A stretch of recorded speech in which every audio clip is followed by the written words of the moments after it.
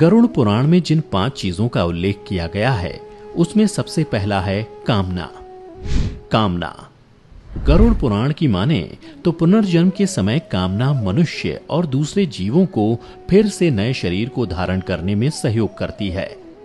कामना के अनुसार ही मनुष्य को नए शरीर की प्राप्ति होती है, अर्थात मृत्यु के समय मनुष्य जिन जिन चीजों की कामना करता है उसके साथ मृत्यु के बाद भी चली जाती हैं और उसी कामना की पूर्ति हेतु उस मृत आत्मा को फिर से किसी न किसी शरीर का रूप लेकर लौटना पड़ता है।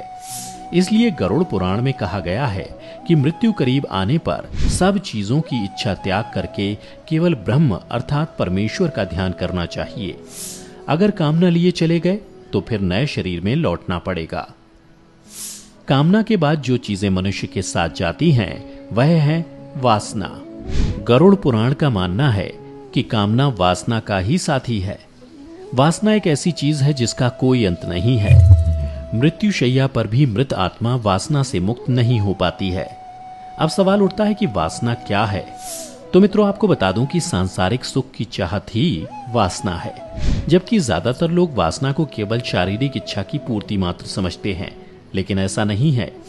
गरुड़ पुराण के अनुसार जो मनुष्य मरते समय भी अपने जीवन साथी, बच्चों, परिवारजनों के बारे में सोचता रहता है, साथ ही उनसे मिलने वाले सुख दुख को सोचता रहता है और अधूरी चाहतों को लेकर छटपटाता रहता है, इसी छटपटाहट में उसके प्राण निकल जाते हैं। गरुड़ पुराण में इससे जुड़ी एक कथा का भी वर्णन किया गया है, जिसके अनुसार राजा भारत की चाहत एक प्यारे हिरण के बच्चे में थी। उसे सोचते हुए राजा के प्राण निकल गए, जिसके परिणाम स्वरूप अगले जन्म में राजा भरत को स्वयं हिरण के रूप में जन्म लेना पड़ा।